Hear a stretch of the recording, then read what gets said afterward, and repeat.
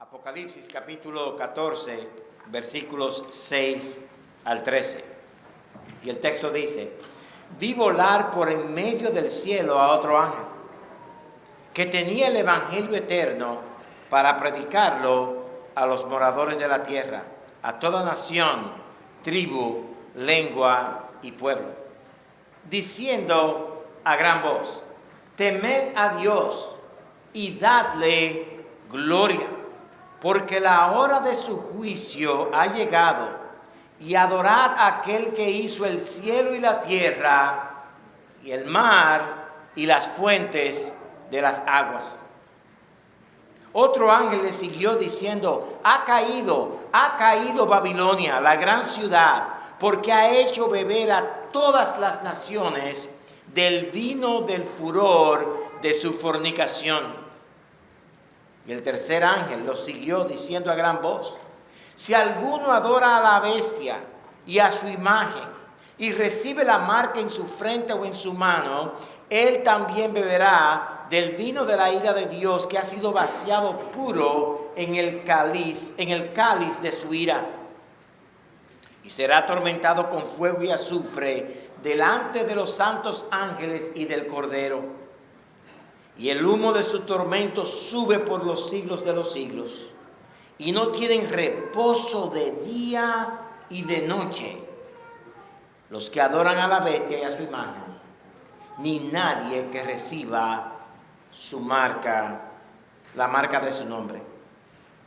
Aquí está la paciencia de los santos, los que guardan los mandamientos de Dios y la fe de Jesús. Oí una voz que desde el cielo me decía: escribe, bienaventurados de aquí en adelante los muertos que mueren en el Señor. Sí, dice el Espíritu, descansarán de sus trabajos, porque sus obras los siguen, o con ellos siguen. En el sermón anterior, nosotros nos enfocamos en el evangelio que los ángeles anuncian. Y lo primero que vimos, que cuando el primer ángel anuncia el evangelio, lo primero que vimos la semana pasada, y eso nos concentramos, es que el evangelio es un evangelio eterno. Dice el versículo 6, que tenía el evangelio eterno para predicarlo a los moradores de la tierra. Y en realidad el evangelio es eterno porque nace de Dios, cuyo carácter es eterno, cuyo ser es eterno.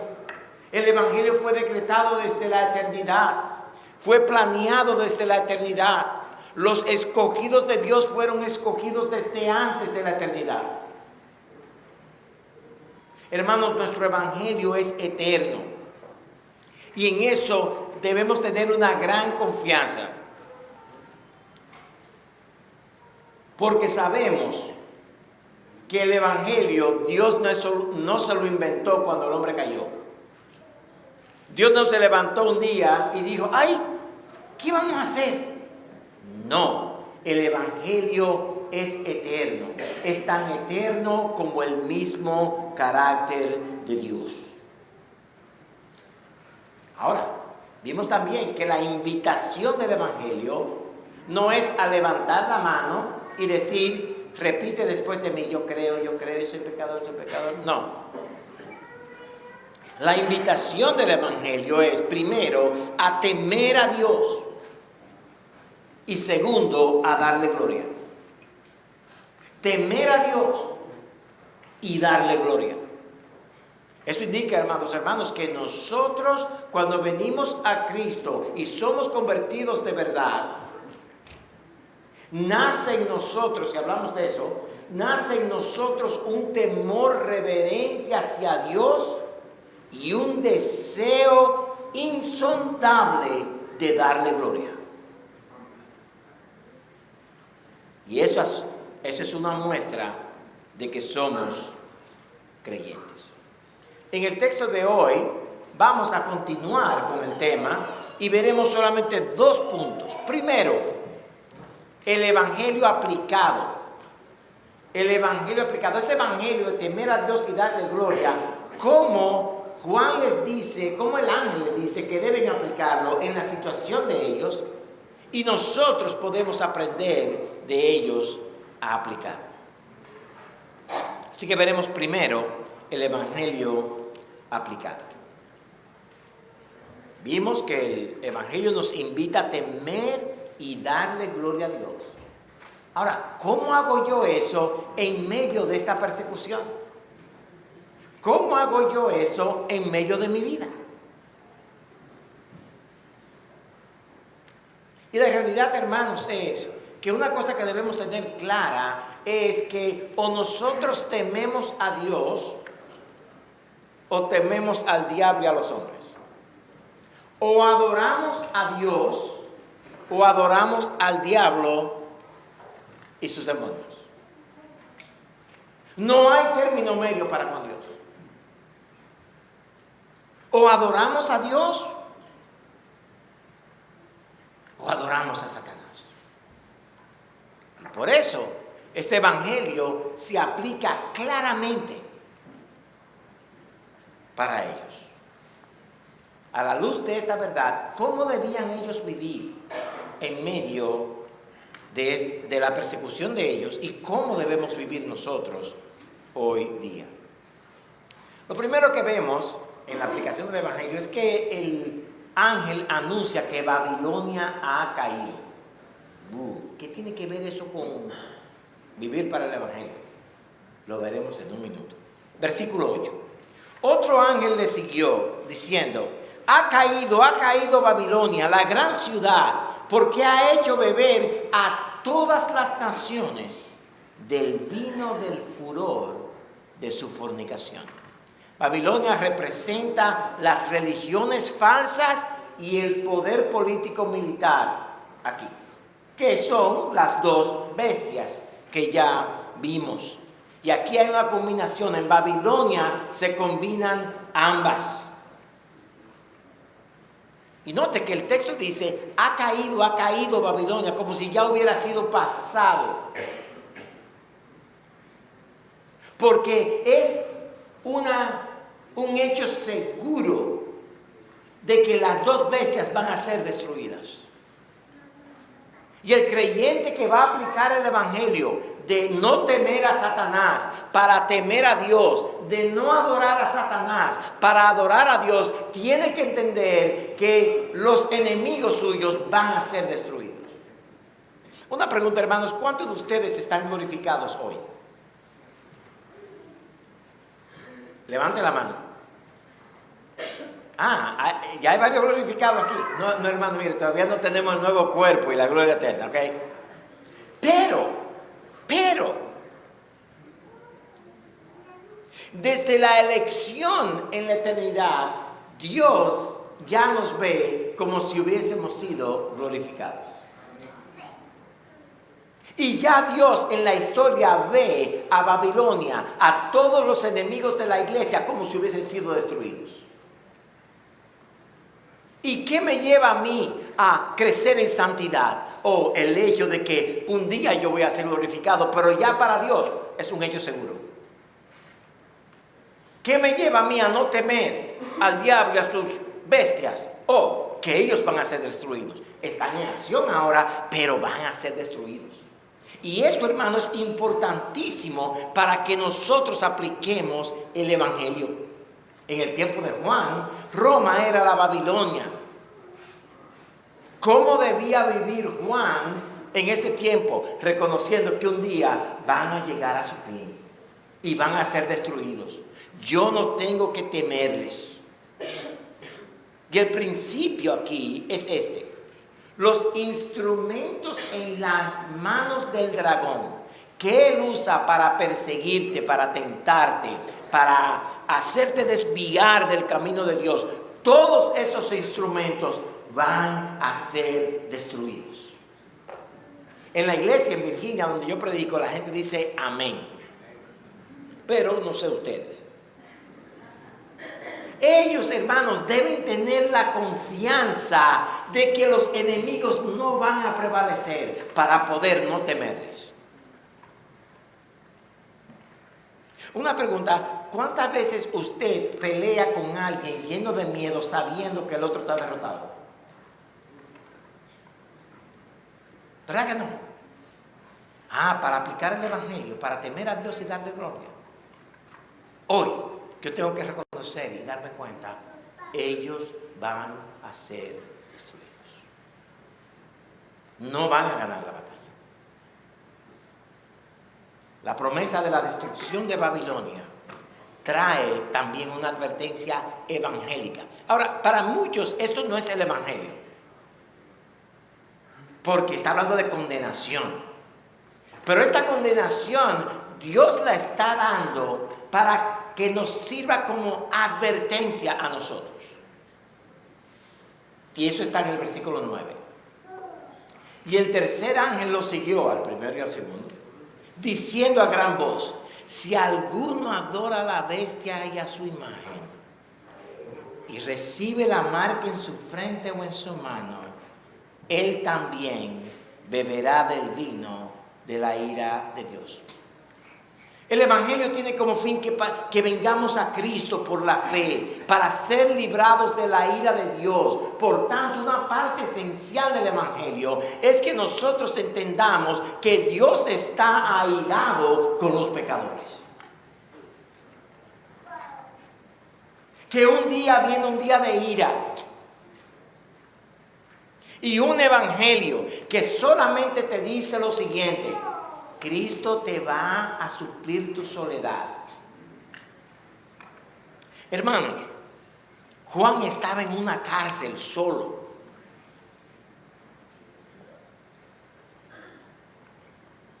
Cristo te va a quitar tu angustia. Eso es verdad, pero no es la razón principal por la cual nosotros venimos a Cristo. Nosotros no venimos a Cristo para que Él resuelva mi vida emocional. Nosotros venimos a Cristo porque Él dio a su Hijo, porque la ira suya iba a ser vertida sobre nosotros. Y Él puso a Cristo como un intermediario para derramar su ira sobre Cristo, para no derramarla sobre ti. Pero la ira viene. Si tú estás en Cristo hoy, la única diferencia entre tú y el que se pierde es que tú estás bajo la sombrilla de Cristo por su gracia, por la fe.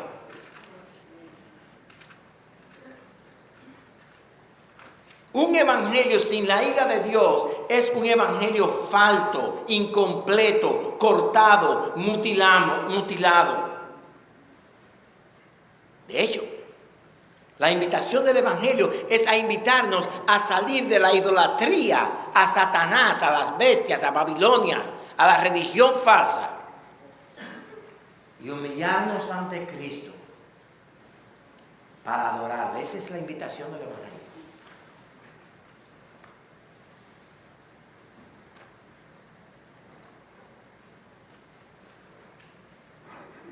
El evangelio nos invita a abandonar la idolatría, para que por la gracia de Cristo seamos transformados en adoradores que aman el Dios del cielo y de la tierra.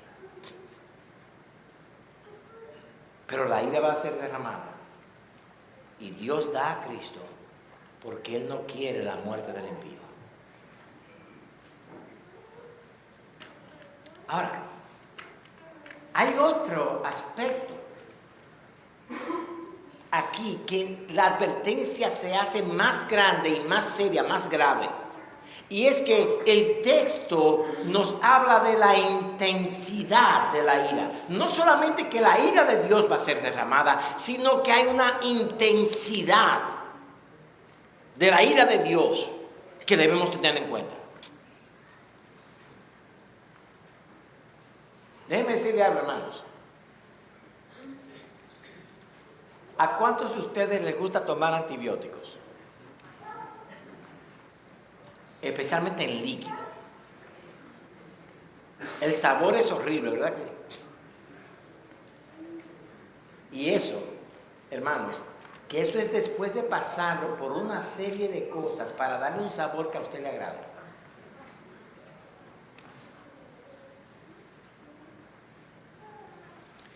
Jennifer y Yasha tuvieron que tomar un antibiótico en Dominicana que era tan malo, que yo tuve que decirme, yo voy a beberlo primero. Y era, hermano, mire, yo creo que por eso no le tuve que dar una pela más en su vida, porque le recordaba el antibiótico. Horrible.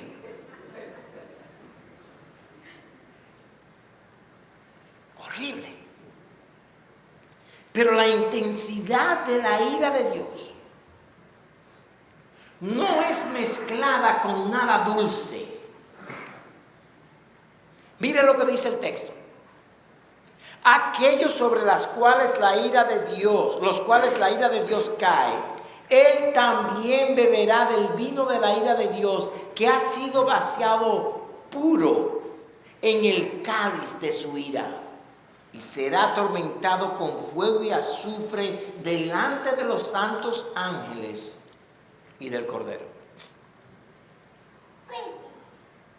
Noten, hermanos, que la ira ya está vaciada en la copa, en el cáliz, de donde Dios la va a derramar. Pero mire lo que dice. El vino de la ira de Dios está vaciado puro. Puro. Así como Dios ama con amor puro, así como Dios nos ofrece su gracia pura, así como nos dio al Cordero puro para ser inmolado por nosotros, así como nos da sus bendiciones puras, así también derramará su ira pura.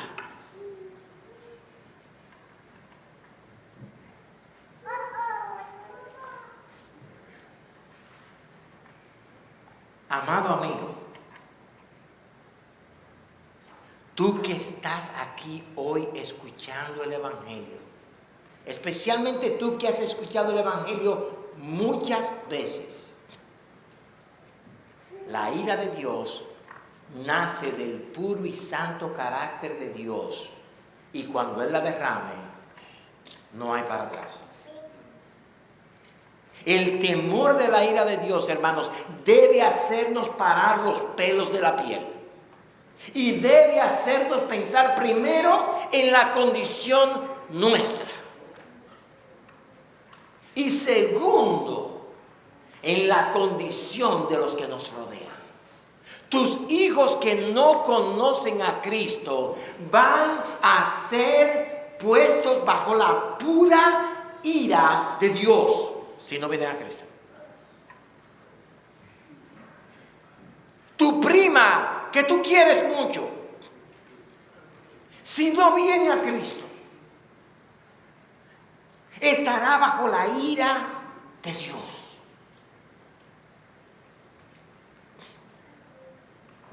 De hecho, hermanos, al considerar esta verdad, debemos aún pensar en nuestros enemigos, en los que nos han hecho daño, y decir, wow, espérate un momento. Si yo no le muestro gracia evangélica,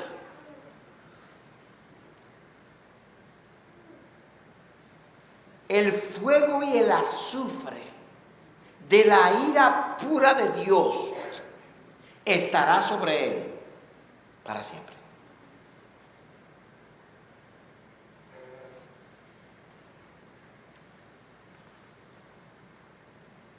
Esta realidad debe ponerte de rodillas ante Dios para que Él te dé gracia para mostrar el Evangelio a tus hijos que no lo conocen todavía.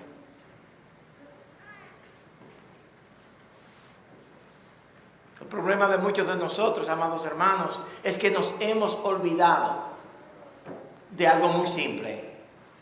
Nosotros antes éramos hijos de desobediencia. Nosotros éramos hijos de esa ira pura. Nosotros éramos de los que Dios castigaría por la eternidad, pero Cristo, por su gracia, nos salvó. Y nos salvó porque alguien fue movido por la gracia del Evangelio a darnos el Evangelio de la gracia. Nos mostraron misericordia, nos mostraron benignidad. Desafortunadamente, para nosotros es mucho más fácil apuntar con el dedo el pecado del otro.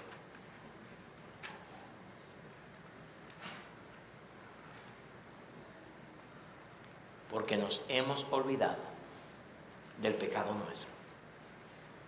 De hecho, hermanos, la razón por la cual muchos no perdonamos, dice la Escritura, es porque se nos olvidó que Dios también nos perdonó en Cristo Jesús.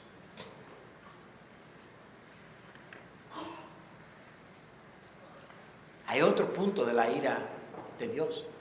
No solamente que es segura, no solamente que es pura en su intensidad, pero así como el amor de Dios, la gracia de Cristo, son eternos, así mismo es su ira. Su ira es eterna. Versículo 11. Y el humo de su tormento, el humo que sale del fuego del sufrimiento de los impíos por la ira de Dios, y el humo de su tormento sube por los siglos de los siglos, y no tienen reposo de día ni de noche los que adoran a la bestia y a su imagen, ni nadie que reciba la marca de su nombre. Pero yo no adoro a la bestia, yo no soy de ellos. Óyeme, si tú no estás en Cristo, eres un adorador de la bestia y del dragón. Todos. Pero noten esto: la duración e intensidad de la felicidad de los hijos de Dios en la eternidad es igual a la duración y la intensidad del tormento, de la tristeza y del llanto de los hijos del diablo en el infierno. No se acaba. Yo sé que hay muchos, y que hay un libro que se llama Love Wins. El amor gana. Y en ese libro, el escritor dice que Dios es amor eterno. Por tanto, Él no puede castigar al impío eternamente. Que lo que va a hacer es que le va a dar unos años de cárcel en el infierno y después los aniquila. Mire, hermano, yo le aseguro a usted que aquí hay muchos que si le dijeran que el infierno dura un año, dirían: déjame gozar la vida, olvídate del infierno. Un año y después eso no es nada. No, amado hermano. El tormento, el humo del tormento sube por la eternidad. Entonces tenemos la realidad de la ira de Dios, la intensidad de la ira de Dios, la eternidad de la ira de Dios. Pero Josué, ¿y qué tiene que ver eso con el Evangelio? El Evangelio no es que Dios me ama y estamos bien con Cristo.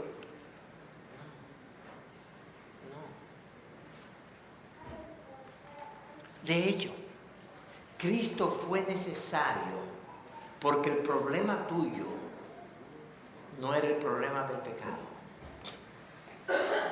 ¿Cómo? No. El problema del hombre no es el pecado. El problema del hombre es la ira de Dios a causa del pecado.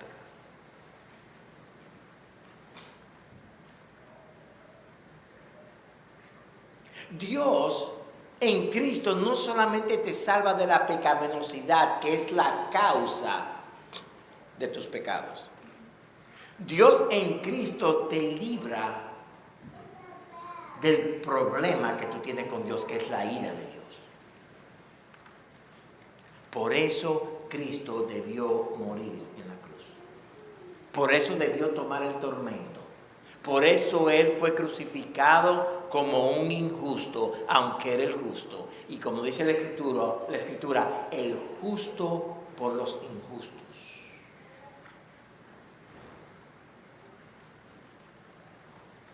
Amigo, la eternidad es tan cierta como el tiempo finito. La eternidad está al otro lado de la muerte. Y tú y yo sabemos eso. Tú puedes gritar desde el fondo de tu corazón, no hay Dios, no hay Dios. Pero tú sabes en el fondo de tu corazón por qué le temes a la muerte.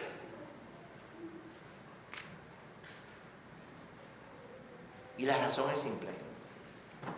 Todos tenemos la eternidad en nuestros corazones. Ahora, toda esta ira, ¿qué tiene que ver eso con el Evangelio? Recuérdese que el contexto es que Juan está animando a los creyentes a perseverar en medio de la persecución de los hijos de Satanás y del mismo diablo. Y lo que le dice para que perseveren primero es, ellos van a ser destruidos, no te apures, tú vas a ganar. Lo segundo que les dice es, ellos van a estar bajo la ira de Dios. No te preocupes, no tomes venganza. ¿Cuál es la razón? ¿Cuál es la razón por la cual a nosotros se nos dice que no tomemos venganza?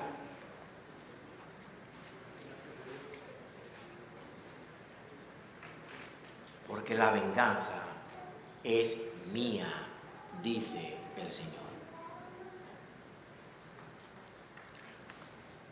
No te levantes contra el gobierno. No hagas nada malo. No los mates. Vive, persevera.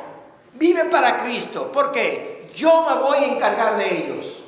Y aquí nos está diciendo Dios cómo Él va a actuar con ellos para que nosotros sepamos que no nos debemos desesperar. Y esa es la aplicación del Evangelio para ellos. Pero hay una cosa más. Y es la esperanza del Evangelio. No solamente la advertencia del Evangelio, pero también tenemos la esperanza del Evangelio. Y ese es nuestro segundo y último punto. La esperanza del Evangelio. Y la esperanza del Evangelio para los creyentes es doble. Primero, el creyente tiene la promesa, la esperanza, la seguridad del gozo eterno de la comunión con Dios. Del gozo eterno de ver a aquel que se dio en la cruz del Calvario por nosotros. El gozo eterno de tener comunión con aquel que es nuestro amado, el deseo nuestro. Una pregunta, hermano, de nosotros. ¿Usted desea a Cristo?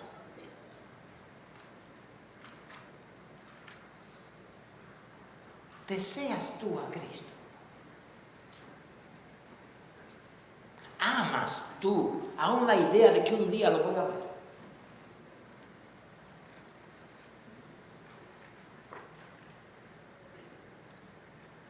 ¿O es simplemente un decir en tu vida? Las cosas de este mundo te tienen tan ocupado que pensar en el amado de tu alma Yo no tengo tiempo para eso.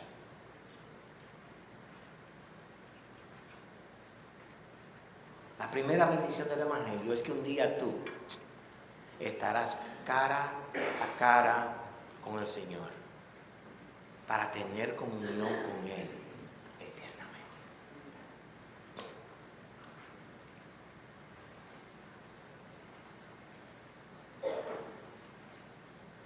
La primera promesa, la primera esperanza, el primer aspecto de la esperanza evangélica del cristiano es disfrutar de todas las bendiciones que Dios Padre ha dado a Dios Hijo y nosotros en el Hijo las disfrutaremos. Y eso para siempre. Pero segundo, la esperanza del Evangelio tiene el segundo aspecto, que no solamente es la promesa de la bendición en el cielo, pero la promesa de la destrucción de los enemigos. Y ya hemos hablado de eso, pero solamente quiero decirte algo. El hombre, habrá unos cuantos hombres que pueden escapar de la justicia del hombre, pero nadie escapa de la justicia de Dios. Nadie. Y eso es una esperanza nuestra. ¿Se acuerdan las almas bajo el trono? Señor, ¿hasta cuándo no te vengas de nosotros?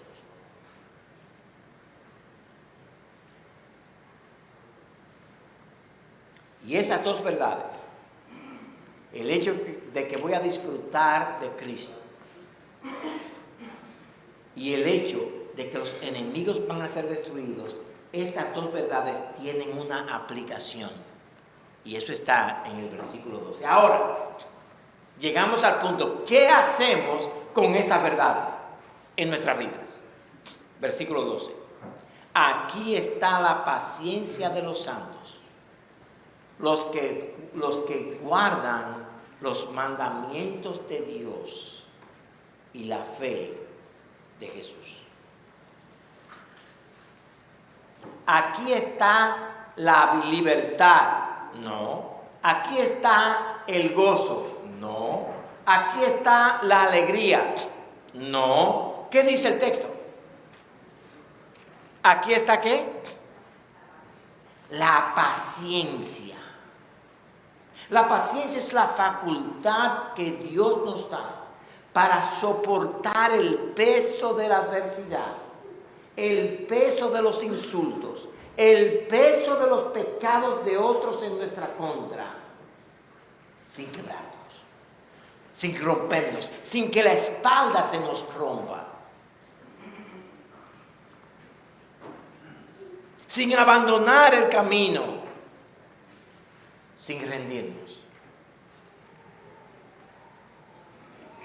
La paciencia de los santos está en que ellos saben que Dios hará justicia y Dios les dará todas las promesas que les ha hecho. Ellos saben eso. Y sabiendo eso, como Asaf en el Salmo 73, que veía a los demás progresando, a los pecadores progresando, y decía, óyeme, Señor, yo estoy viviendo bien y a ellos les va bien y a mí mal. Yo soy el pastor aquí y el sueldo mío no es bueno. Mira a ellos. Mira aquel impío, millonario, y encima de eso se saca la lotería. Y yo aquí. Los santos, junto con Asaf, hacen una cosa práctica. Ellos van al templo. Ellos van al templo. Servir en la iglesia donde estamos, avanzar el evangelio aún ante los enemigos de Cristo, confiando en las promesas de Dios, nos ayudará a ser pacientes. Cuando te desesperes por lo que estás pasando, sirve. Ven a servir a la iglesia, dale a alguien algo, ayúdalo, disipula, enseña, visita, ora.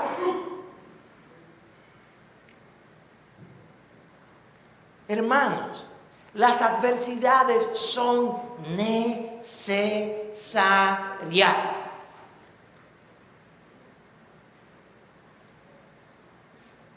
Para que seamos pacientes. Y la paciencia, amado hermano, es la marca de la madurez. Dice Santiago, capítulo 1, versículos 2 al 4, un texto bien conocido. Hermanos míos, tened por sumo gozo cuando os halléis en diversas pruebas, sabiendo que la prueba de vuestra fe produce paciencia.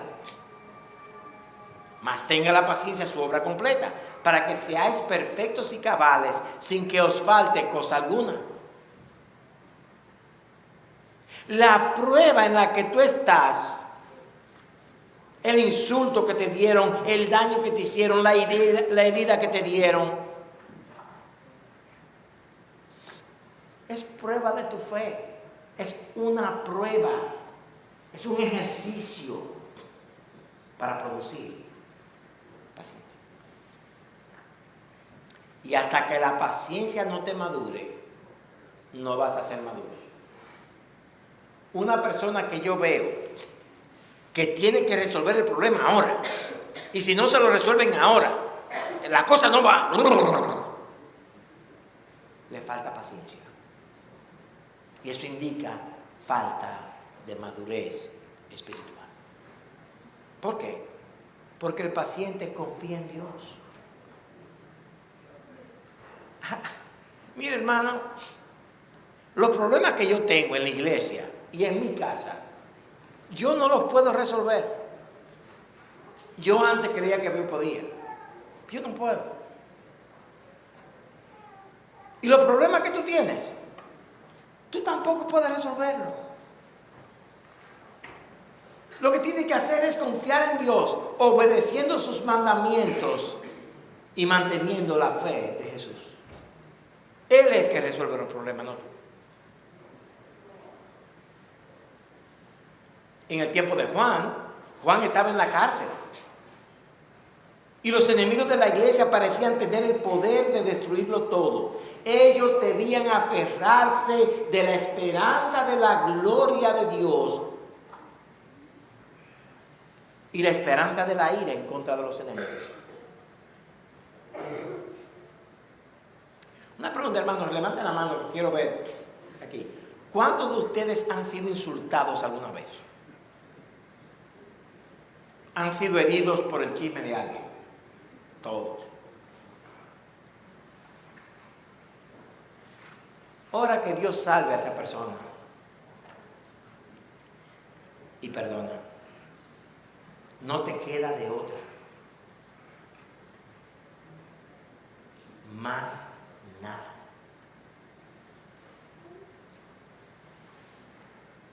Juan estaba allí. Los enemigos parecían destruirlo todo. Y parecía que tenían toda la autoridad. Y parecía que la iglesia iba a ser fulminada.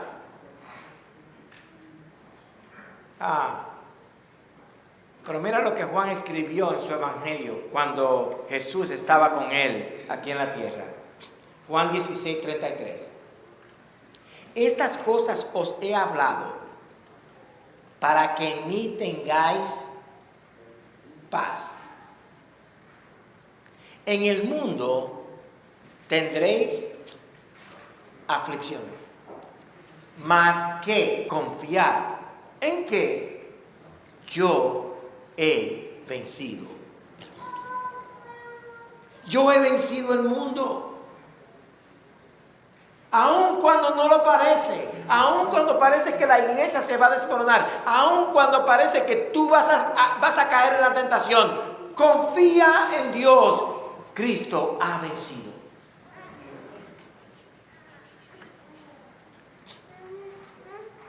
Ahora, es lo que el texto dice. Aquí está la paciencia de los santos. ¿Quiénes son los santos? El texto lo dice. Los que guardan los mandamientos de Dios y la fe de Jesús. Para obedecer a Dios Hay que confiar en su palabra y en su carácter santo que garantiza todas sus promesas. Ya me hacer una simple pregunta. Hermanos, oiga bien lo que el texto dice. Los santos, los convertidos, los hijos de Dios, los que creen en Cristo, los santos son los que obedecen sus mandamientos y guardan la fe de Jesús. Y la pregunta que tengo que hacer es esta: ¿guardas tú su palabra?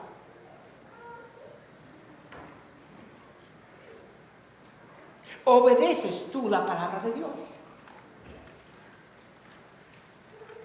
Quitaos de vosotros toda amargura.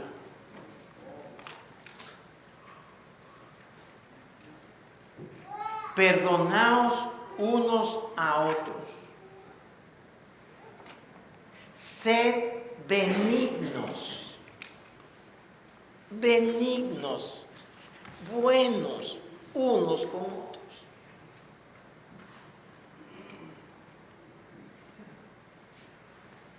Exhortaos unos a otros.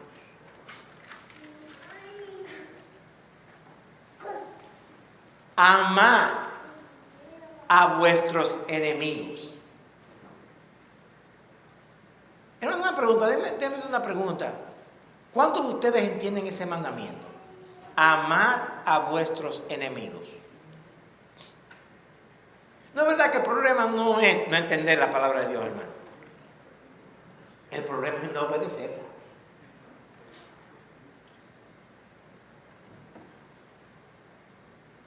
Regocijaos.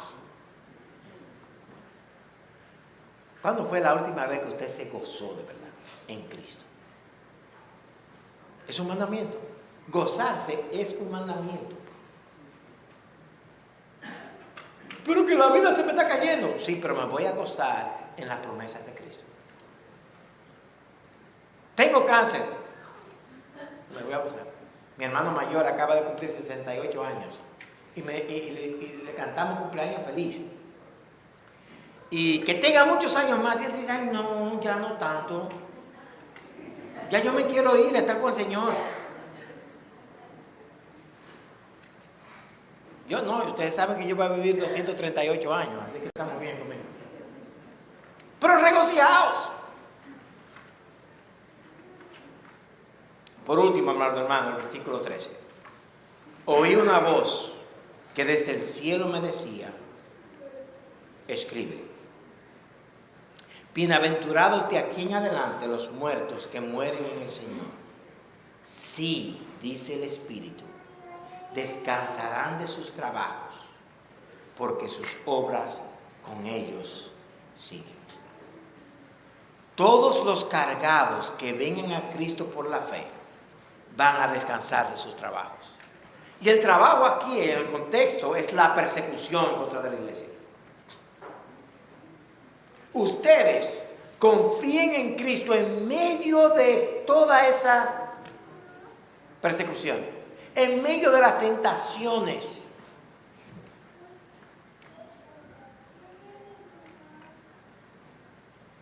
Confíen. Van a descansar. Están en una batalla, pero van a descansar. Un día descansarás de sufrir por Cristo. Déjenme repetir eso, hermanos.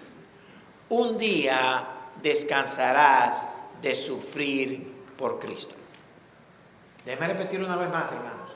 Un día descansarás de sufrir por Cristo, en la presencia de Cristo. Sufrir por tu pecado no cuenta. Sufrir por tus malas decisiones no cuenta. El sufrimiento aquí del cual tú vas a descansar es el sufrimiento por la causa de Cristo.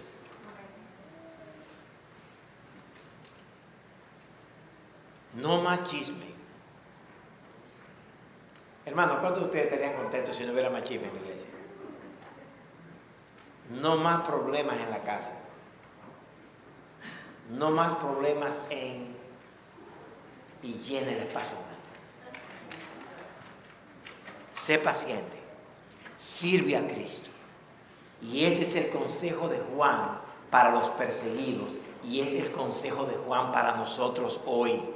Sirve a Cristo, teme a Dios, dale gloria. Y un día descansarás. Sus obras con ellos siguen. Ese es el legado nuestro. ¿Qué dejas tú detrás de ti? Cuando tú estés en el cielo y tus hijos estén aquí, ¿cuál es el legado que tú dejaste? Y esa es la idea del texto. Vamos a orar y luego vamos a cantar un cántico más para cerrar el servicio.